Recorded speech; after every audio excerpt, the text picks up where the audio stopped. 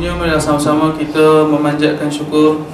Kita berterima kasih kepada Allah Subhanahu wa taala kerana dengan nikmat dan juga kelapangan masa dan juga segala pemberian dan rahmat Allah Subhanahu wa taala kepada kita, maka alhamdulillah kita masih lagi diberikan peluang oleh Allah Subhanahu wa taala untuk berjalan di atas muka dunia ini sebagai hamba-Nya. Kita mudah-mudahan kita mohon kepada Allah supaya Allah Subhanahu wa taala panjangkan umur kita di dalam ketaatan dan juga jauhkan kita semua daripada perkara maksiat. Baik, muslimin dan muslimat yang dirahmati oleh Allah Subhanahu wa taala, ada fenomena, bukan fenomena, ada pengalaman. Pengalaman saya selama seminggu lebih lah saya datang kerja naik KTM. Kita ceritalah. Seminggu lebih ni saya datang kerja naik KTM, dan banyak sebenarnya perangai manusia saya tengok dalam KTM. Banyak perangai sahabat-sahabat kita se-Islam, satu agama. Bila mana dah lama saya tak naik KTM, tiba-tiba naik sekali KTM seminggu lebih, saya jumpa macam-macam orang, dan juga mengingatkan saya kepada beberapa memori indah yang lalu. Yang pertamanya, saya pernah jumpa seminggu yang lepas. Saya ingat dah hari apa, saya ingat naik petang balik nak ke Serdang. Saya naik KTM, saya jumpa seorang budak remaja pakai jubah. Lalu dia masuk KTM. Tuan-tuan tahu apa dia buat? Dia masuk saja KTM, dia buka jubah. Saya kata, buat apa budak ni? Dia buka jubah, dia buka kepiah semua, dia tukar pakaian dalam tu. Tahu dia pakai apa? Dia pakai sarung selojin, dia pakai baju Hard Rock Cafe pun tahu. Baju Hard Rock Cafe. Kemudiannya dia pakai cap tukar. Waktu jubah dia sumbat dalam beg, dia buat tak tahu, buat donor, semua tengok dia. Tuan-tuan, berlaku tu depan mata. Tak tahulah dia ni nampak gaya. Mungkin waktu KTM tu ayah mak ke hantar untuk apa, pergi mahat tahfiz mana-mana, Allah Alam kan, mahat tahfiz ke mengaji ke mana-mana. Tapi berlaku ni dalam KTM, insya-Allah.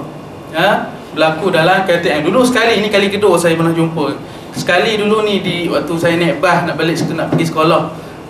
Berlaku macam ni juga. Budak ni pakai sorban elok, tapi dalam bas tukar bersama-sama dengan kawan dia. Baik.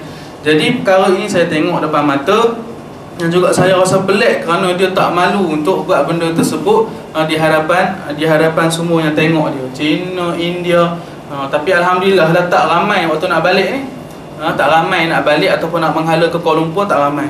Jadi apa yang kita boleh ambil istifadah daripada apa yang saya cerita ini ataupun pengalaman saya ini, pengalaman sebenar, ialah kita lihat bahawasanya orang zaman sekarang ni dia sudah tidak malu ataupun sudah tidak takut untuk dia ni menyatakan identiti dia yang sebenar. Mungkin hanya dia malu Allah kepada beberapa orang sahaja. Akan tapi bila mana dia sudah tidak ada malu dan Allah, ataupun dia Allah kepada ayah dia saja ke, Allah kepada mak dia saja ke, Allah kepada guru tahfiz saja ke, jumpa guru tahfiz jadi zuhud belaka, tunduk je, warak jangan contoh tu Allah lah tu. Dia Allah. Bila dia Allah, dia tak boleh buat benda. Jadi dia pakai jubah semua elok. Tapi bila masuk saja KTM, Allah tu tak ada, dia jadi tunjukkan benda dia sebenar. Dia tak kira dah. Orang lain tak Allah, Ustaz Azrul pun tak Allah, dia tak kenal mampu pergi kat hang lah. Orang Cina mana pun tak kenal, aku tak kira, aku nak tukar juga baju. Wallah alam dia pergi ke mana, tapi dia berhenti di KL Sentral. Itu adalah sifat manusia. Bila mana sudah tidak ada malu dan Allah, maka menyebabkan mereka sudah tidak takut untuk menyatakan identiti mereka yang sebenar. Sama macam kita lah, muslimin dan muslimat, kita ada identiti kita. Saya ada identiti saya, muslimin dan muslimat ada identiti masing-masing. Tapi yang seharusnya kita jaga identiti Islam. Buatlah identiti macam mana pun, tapi identiti Islam kita kena jaga. Identiti Islam maksudnya pakaian cara yang sopan, pakaian cara yang sepatutnya. Jangan kita terlalu terikut-ikut sangat dengan perkara-perkara yang tidak menyokong ataupun tidak menunjukkan keislaman kita. Alhamdulillah, Telaga Biru insya-Allah semuanya menepatilah ciri-ciri ataupun identiti seorang Muslim yang sebenar. Menutup aurat ataupun pakai cukup, tidaklah terlalu pendek. Cuma mungkin kita ni rasa-rasa nak berfashion, rambut tu macam-macam gaya lah saya tengok sini kan.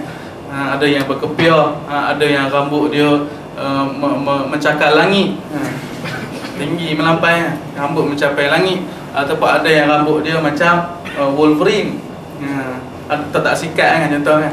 Ada yang rambut macam-macam lah rambut tu. Rambut kalau boleh bagi kemas, bagi nampak minyak. Kalau agak tahu ni nak pakai minyak, pakai kepiah, macam saya ni kan. Saya tak ada pakai minyak, nanti muka saya jadi hitam, walaupun dah hitam lah kan. Jadi hitam tak manis kalau pakai minyak. Baik, jadi muslimin dan muslimat yang dirahmati Allah, kita ni nak buat gaya rambut apa saja boleh, tapi kalau boleh bagilah kena dengan identiti Islam kita. InsyaAllah tidak menjadi kesalahan dan sebagainya. Sebab kita ini, sebab orang Islam ni dia ada orang panggil sebagai jati diri dia. Jangan kita orang buat macam tu, kita nak buat macam tu. Orang buat macam ni, kita nak buat macam ni. Adalah satu hadis Nabi SAW sebut, la takunu imma'atan, kata Nabi. Jangan kamu jadi imma'ah. Apa imma'ah? Tidak ada keazaman. In ahsanu ihsanna, dia kata. Qalu in ahsanu ahsanna wa in zalamu zalamna. Rasulullah bagi takrifan apa imma'ah, iaitulah mereka kata bila mana orang buat baik, kami buat baik, bila mereka buat zalim, kami buat zalim. Maksudnya tidak ada azam, tidak ada pendapat ada sendiri. Macam orang Islam jangan jadi imma'ah. Kalau orang buat macam tu, kita pun nak buat macam tu. Kalau orang buat macam ni, kita nak buat macam ni. Jadi tidak ada identiti kita yang sebenar. Tidak ada identiti kita yang sebenar. Jadi kalaulah masa berubah, zaman berubah, semua berubah, kita pun boleh berubah tapi sesuai dengan jati diri Islam. Sebab tu Rasul sebut in ahsanu ahsanna. Bila mereka orang buat baik, masyarakat buat baik, kita pun berubahlah kepada yang baik. Tapi bila mana sikap orang Islam, bila orang masyarakat berubah jadi jahat, jangan berubah jadi jahat, teruskan kebaikan itu. Jadi muslimin dan muslimat yang dirahmati oleh Allah Subhanahu wa taala sekalian, jadi saya harapkan kita semua mengambil istifadah lah daripada kisah yang saya ceritakan dan sedikit nasihat itu, iaitulah kita kena ada jati diri kita sebagai orang Islam yang menepati ciri-ciri yang diinginkan oleh Nabi SAW. Jadi satu lagi saya nampak orang Telaga Biru ni, alhamdulillah lah, bila dia dilatih untuk semayang, untuk dia semayang jemaah ataupun dia sama-sama, paling kurang naik pagi ni, naik dengan tazkirah ni, dia adalah sedikit sinar ataupun cahaya di muka dia tu. Dia ada ambil air wuduk ni muka lain.